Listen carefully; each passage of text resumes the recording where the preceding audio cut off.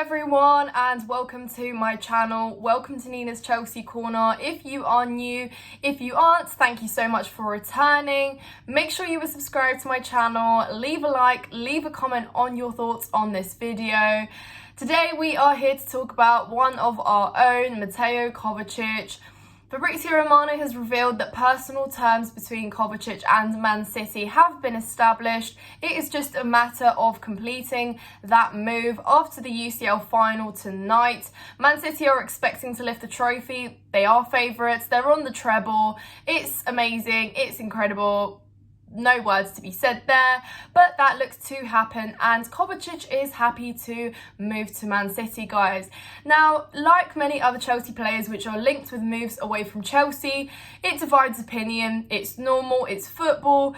However, I am here to give you my personal opinion on that. Of course, Mateo Kovacic, loads of experience up his sleeve, been a proper Chelsea, been player of the season, 4-time UCL winner. Not many players have that up their sleeve, in their locker. Mateo Kovacic does. He's often been called underrated. He's often been called a baller. He's been compared to dribbling like Eden Hazard, but he has been truly lucky to have been able to have played in that team alongside Hazard. I've seen some incredible balls be delivered through, passed through to Hazard there, and honestly, it was just such a great partnership at many times.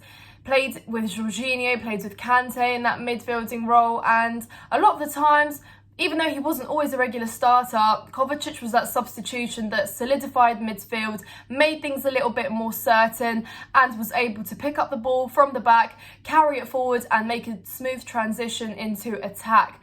So a lot of good words can be said about Mateo Kovacic. He has been integral to our squad in many times. Of course, earning player of the season, came well deserved. We got him from Real Madrid, was on loan, impressed us and continued to impress us over the years. Unfortunately, like a lot of our other Chelsea players, like midfielders, he is also very injury prone, which is what happened this past season, which was awful to say the least. We leave it behind. I'm not going to sit here and talk about it, guys. I've spoken about it enough. But yes, he unfortunately came into account with loads of injuries, wasn't able to quite come back. And when he did, we didn't quite feel that same presence that we know from Mateo Kovacic. Of course, it's hard to come back from injury, but it just seemed that it didn't quite work out. And with a season like that, it's easy to forget the good seasons before, the good moments before. So it seems that he is happy to be moving. And I said this, guys, my criteria for Chelsea players next season is first and foremost to want to be at Chelsea. I don't want to be keeping anyone that I need convincing, that I need to convince that they should and want to play for Chelsea Football Club.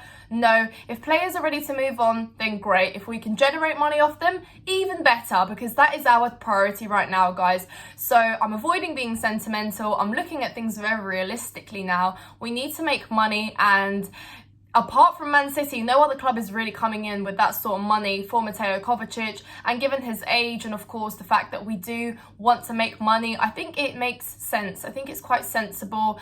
And yeah, I don't like the fact that it's Man City. It's our rival. But at the same time, if we can make some money off him and he doesn't want to stay, guys, and that's just two factors there that say goodbye, in my opinion. Of course, Mateo Kovacic has impressed me as well. I've enjoyed watching him. He's often been a standout player on the pitch, like I said. He's a great dribbler on his day. He can do wonders on the pitch. Of course, we know him, Mateo Kovacic, bangers only. That volley against Liverpool being one of the most memorable. His involvement in the goals in the Europa League final as well were ones to remember. So he has been a very key player there. And his attitude as well, guys. He's been a good servant to Chelsea, as people like to say. He's served the club well, hasn't really had bad words to say or come out in the media with some questionable opinions on Chelsea. So in terms of character, in terms of presence, he has been a very vital role in our midfield there.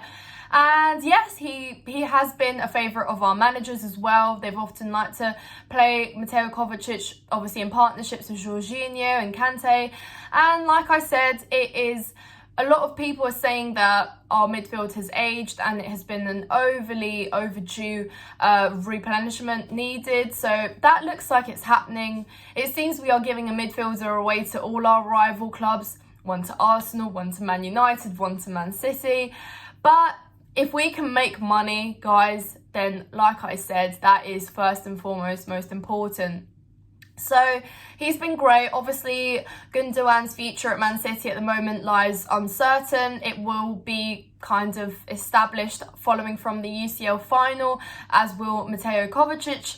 However, they need to replace that potentially. I'm not too sure if he'll be a regular starter, but a player in rotation who can come on and, change things up as well, dribble through or create space with his dribbling, perhaps. He fits Pep's system, supposedly. Pep seems to be a fan of Kovacic. So, Real Madrid to Chelsea to Man City. I mean, to play for clubs like that is a good thing for a football player to have, especially given his age now. He's moving on to his 30s soon.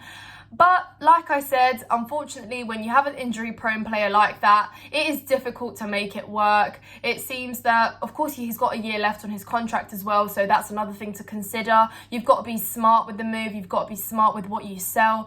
And, of course, Chelsea have built a reputation for overbuying for players and just splashing the cash. So maybe we can reverse that now and actually overprice the players that we are trying to sell, because of course we've seen it with Havertz and with Mason Mount. Clubs aren't very happy with the pricing that we have set for them, but considering that we either overpaid for them in the first place or we just need to make money off them, I don't see why not. It seems reasonable. We have to do it. So, guys, like I said, not being sentimental, just looking on things very realistically. I'm not going to enjoy seeing these players in Man United or Man City shirts, but it is what it is, guys. It is what it is. And like I said, at the end of the day, I don't see another club swinging in to offer that money. It's like something like 40 million for Mateo Kovacic at the moment. So when you look at it from that side, yeah, make money. And perhaps I am going to miss Mateo Kovacic though, guys, I would say. Like I said, experience leaving needs to be replaced with experience. And that is a concern I have because, of course, we have offloaded experience, but we are yet to replace it, perhaps. We've got a lot of young, kind of raw potential in the squad at the moment, and that's fine. That's obviously what we're building on, but equally you need those kind of captains. You need those players that have that much silverware. You need players that have won the big trophies, have competed in the big competitions, to also be able to improve things in other players on the pitch and just spread that around as an overall overarching impact there.